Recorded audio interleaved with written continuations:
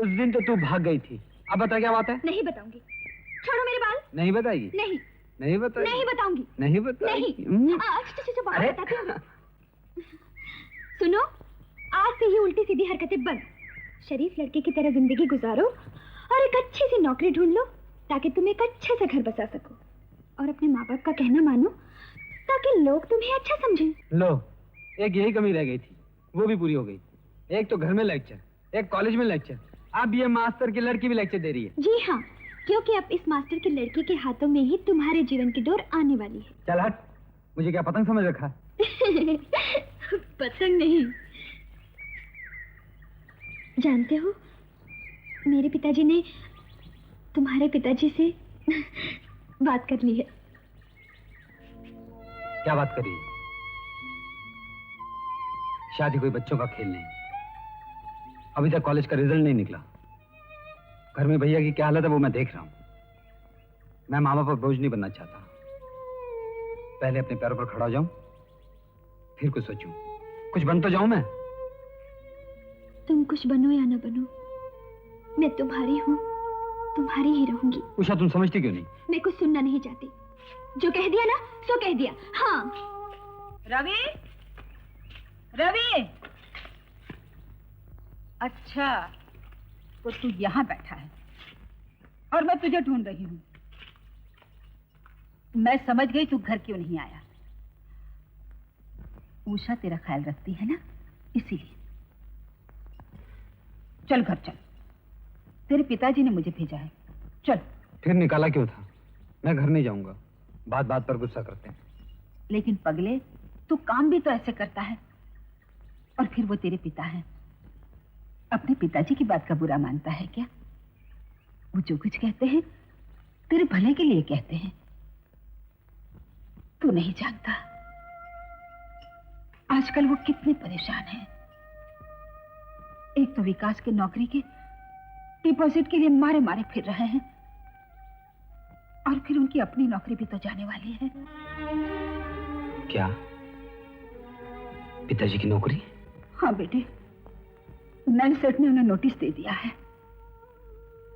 कम से कम विकास को नौकरी मिल जाती तो सहारा हो जाता।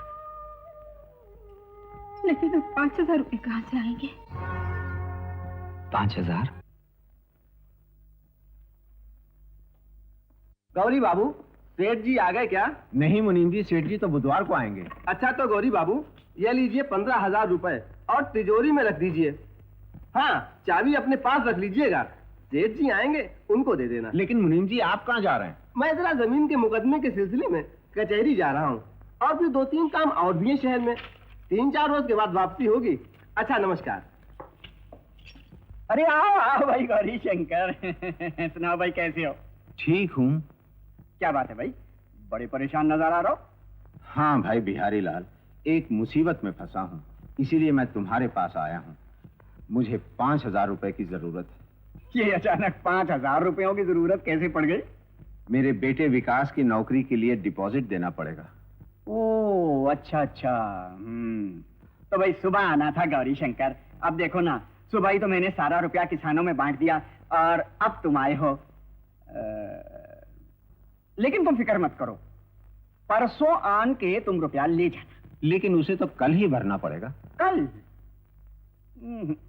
कल तो बड़ा मुश्किल है भाई। देखो, परसों बुधवार है, परसों मेरा रुपया मेरे पास आ जाएगा, तुम ले जाना।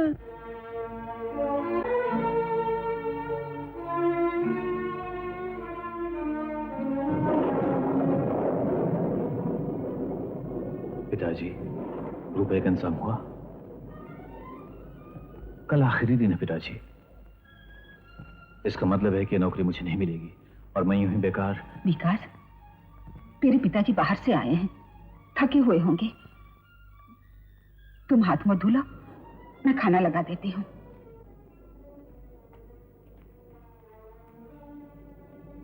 चलो, खाना तैयार है, आओ।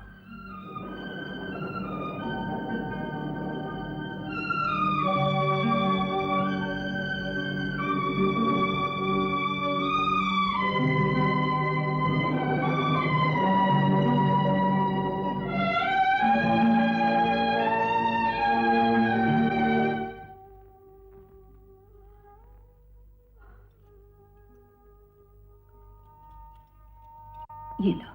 क्या है सावित्री? ये थोड़े से गहने हैं, विकास की नौकरी के लिए इन्हें बेचकर जो कुछ पैसे। नहीं नहीं, यही तो तेरे पास थोड़े से गहने रह गए हैं, इन्हें भी बेचकर। तो क्या हुआ, कम से कम तुम्हारी चिंता तो दूर हो जाएगी। लो। नहीं सावित्री, इन्हें बेचकर भी पूरे पैसे नहीं मिलेंगे और काम भी नहीं होगा और चीज हाथ से भी निकल जाएगी। जा इसे रखते हैं। नंदा,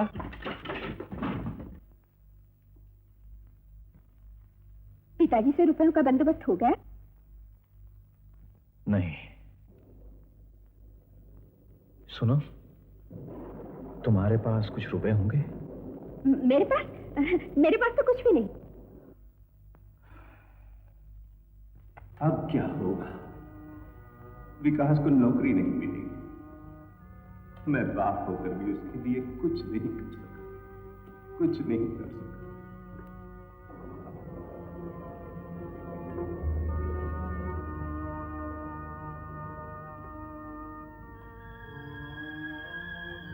मैं बाप होकर उसके लिए कुछ नहीं कर सका, कुछ नहीं कर सका।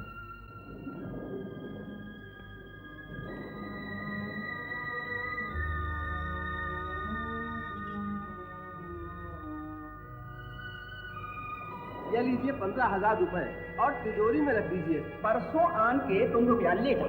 ये लीजिए 15,000 रुपए और तिजोरी में रख दीजिए। परसों आन के तुम रुपया ले जाओ। ये लीजिए 15,000 रुपए। तुम रुपया ले जाओ। ये लीजिए 15,000 रुपए। तुम रुपया ले जाओ। 15,000 रुपए।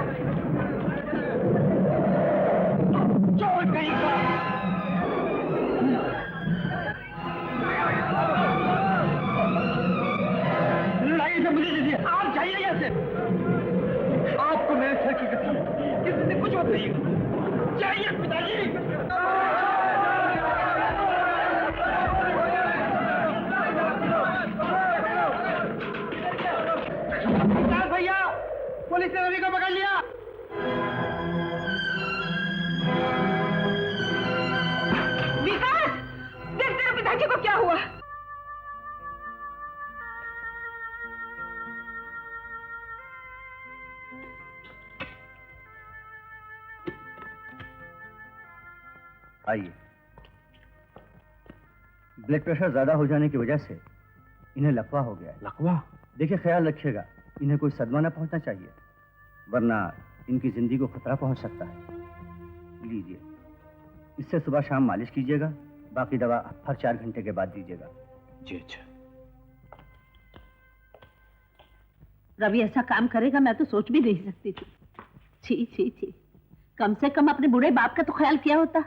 क्या तुम ये मानती है कि मेरा रवि चोरी कर सकता है? नहीं मौसी, मुझे यकीन नहीं आता। मुझे भी यकीन नहीं आता रे। ये लो, तुम्हें नौकरी के लिए पैसे भरने थे ना? हाँ, आज आखिरी दिन है। तो फिर जाके जल्दी भर दो ना। अच्छा सुनो, पिताजी को तो बताते जाओ। हाँ, क्यों नहीं। पिताजी, मैं नौकरी के लिए रुपए डिपॉजिट करने जा रहा हूँ। मुझे लगा कि रुपयों का इंतजाम नहीं हो सकेगा, इसलिए मैंने चाचा जी से ले लिए थे। हाँ पिताजी, मैं जाऊं? मैं जाता हूं पिताजी। चलो। काश तू ये रुपए कल देती हो तो आज ये सब कुछ नहीं होता। बेटा, ये कुछ जेवर हैं, इन्हें बेचकर तो तू रवि के लिए कोई अच्छा वकील कर ले। माँ, इनसे कोई फायदा नहीं होगा। रवि रुपयों के साथ पकड़ा गया है। क्योंकि मुजरिम ने चोरी के जुर्म का इकरार कर लिया है और उसका यह पहला जुर्म है, उसकी यह उम्र देखते हुए अदालत रियायत करती है और उसे सुधरने का मौका देती है। मुजरिम रविशंकर वल्द गौरी शंकर श्रीवास्तव को ताज़िरात हिंद दफा 379 के तहत सिर्फ 3 महीने की सजा कैद बामशक्कत दी जाती है। पिताजी कैसे हैं? ये सब कुछ जानने के बाद उन्हें बहुत बड़ा सदमा पहुंचा है।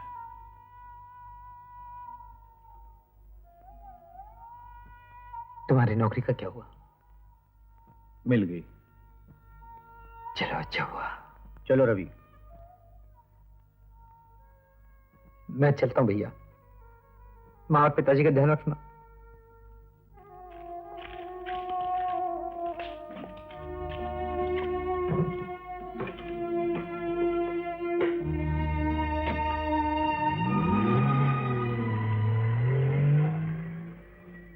माँ, माँ, क्या बात है बेटे? रवि को 3 महीने की सजा हो गई।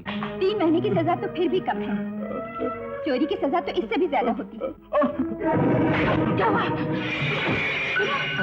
सुनो, अरे विकास, जल्दी से डॉक्टर को बुला ले। बहू, मेरे मालिश को तेल तो दिया है। क्या हुआ तुम्हें? बोलो, क्या कहना चाहते हो